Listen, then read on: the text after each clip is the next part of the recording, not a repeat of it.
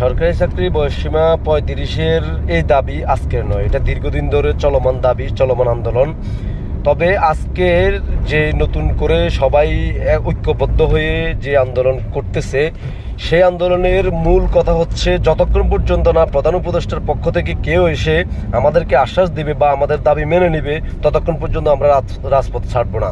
যখন 27 থেকে 30 করা হয়েছে, সেই আজকে দীর্ঘ অনেক বছর হয়ে গেছে, সেই সময় আমাদের গড় আয়ু ছিল কত, বর্তমানে আমাদের গড় আয়ু কত, সেটা আমাদেরকে দেখতে হবে।